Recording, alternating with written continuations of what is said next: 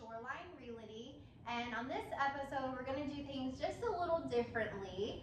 We actually have Jason Walter with Neighbor to Neighbor, and they are a nonprofit organization.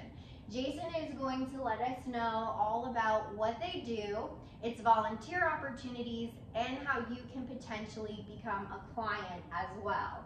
Jason, how's your day going today? It's fantastic. How was yours? It's good. It was rainy this morning, but it turned out to be sunny, so I like it. And it's getting warm out there. It is. Welcome to the February. beach. Yeah. Yeah. Well, I've got a crew out there in social media world that wants to know more about you guys and what you do. So can you describe what Neighbor to Neighbor does? Absolutely. So Neighbor to Neighbor is a nonprofit organization, 501c3, located here in Horry County. And what we do is we try diligently to promote independence and relieve isolation among homebound adults by connecting them back to the community. So, and I'll tell you, that's really important because we want to help them not face the detrimental effects of loneliness and isolation. Yeah, that's really important, and I've seen some studies that have been done to say that those things really matter. So it sounds like amazing. So let's keep going and see what else.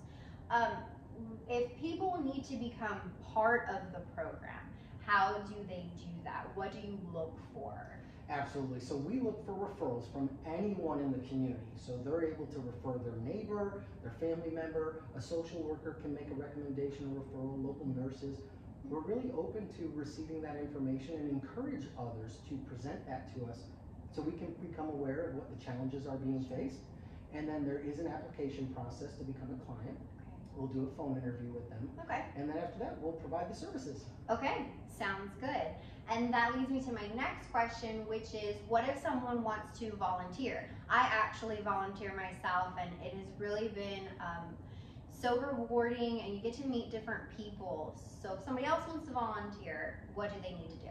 Well, first and foremost, thank you for what you do as a volunteer. My pleasure. Volunteers are the backbone of what we do here at Neighbor to Neighbor, and really that's what drives our mission forward. And so if there's community members that want to volunteer, we will reach out to them to better understand what their goals and interests are with volunteering.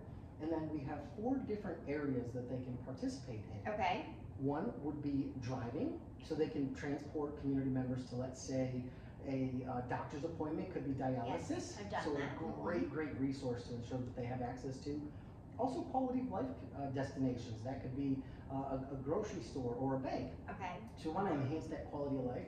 The next is our wellness calls. This is wonderful. It's one of my favorite programs because you I'm get not sure if I'm familiar with this part.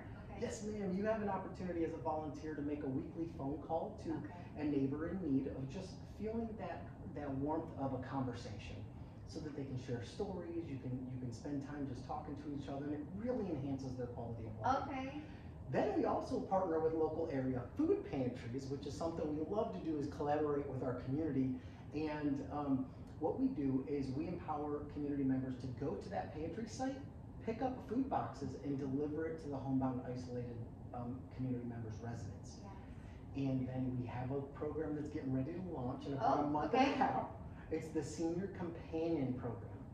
Now, this is a wonderful program because it's going to give you as a volunteer an opportunity to go in the home or the residence of our neighbors in need and just spend quality time with them. That might be playing cards together, interacting through cards or board games. And you're even welcome to do light house chores if that's something that they're interested in, maybe folding some clothes or doing some dishes a little bit. But it's really up to you as a volunteer. And what this is we want to ensure that we're holistically treating and hopefully preventing the detrimental effects of isolation. Perfect, right. So what volunteers do is they would fill out an application.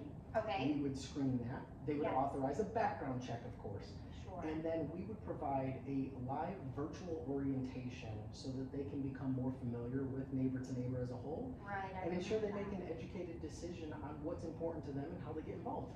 Excellent. So I just want to touch on what he said with the whole application process. Guys, it might sound like a lot, but it really is not. I did it. It was done 1, 2, 3, and I was out doing the pantry runs, picking up clients for appointments. It's really easy, so don't let that deter you if you would like to help. what do you love the most about Neighbor to Neighbor?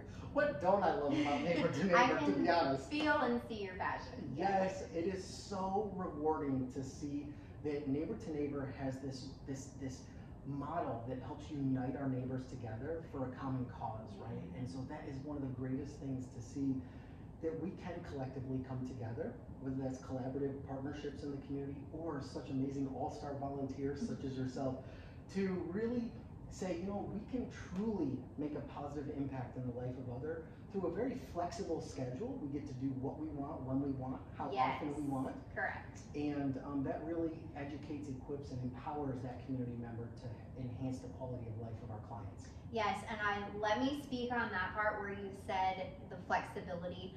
I'm a real estate agent, and sometimes my schedule can be a little all over the place, and I love that there's always some kind of opportunity that I can pick up throughout the week that allows me to volunteer. So he is absolutely right. So if you need flexibility, this is the organization for you as well, for sure. Share your mission statement. Can you recite it off the top of your head? Absolutely, okay. Absolutely. So our mission is to promote independence and relieve isolation among homebound adults, connecting them to their community through transportation and technology. Beautiful. Now technology, some of them are in their wiser years, but no, they get it. They do really well, actually. We truly work with any and everyone on ensuring that they feel educated and equipped on how to use that technology. A great example would be the wellness calls. Okay. We ask our community members to utilize an app on their mobile device so that when they do make the phone call to the community member that is seeking that conversation, when using the app, it actually shows up as the Neighbor to Neighbor phone number instead of their own personal phone number. We want to protect privacy and also prevent those phone calls at 2 o'clock in the morning saying, hey, my smoke detector is... Yes, ma'am. So that call will come to us. Okay. Yes, ma'am. Very good. Well, I think my last question is going to be, who would you like to thank? Local businesses, area chapters of other nonprofit organizations. Who can you thank today that has a special place here at Neighbor to Neighbor for making everything happen? Well, first and foremost, we would be remiss not to thank our volunteers as the backbone of our organization, and just given their drive and passion for what they do. It really is what makes us ensure that we're meeting the quality of life standards that we deserve. You guys need that, especially for the ride service. So yes, ma'am. Congratulations to all the volunteers, and they appreciate you. In addition, of course, we wouldn't be able to do what we do without our supporters in the community, such as the United Way. That's a great one. The Waccamaw Community Foundation, the Bunnell Foundation. There's so many wonderful businesses, wonderful foundations that help ensure that our mission and our motto can be sustained here in the community. Wonderful. I'm glad you have so much support. Jason, I really appreciate you taking the time today to give the community a little bit of background and some extra knowledge about Neighbor to Neighbor. So please share with everyone how they can find you. Social media, phone numbers, email, let them know. Absolutely. So if you have an interest in getting to know more about Neighbor to Neighbor, please feel free to check us out on our website, ridend2n.org. You're welcome to call our office at 843-839-0702. And of course, several social media platforms.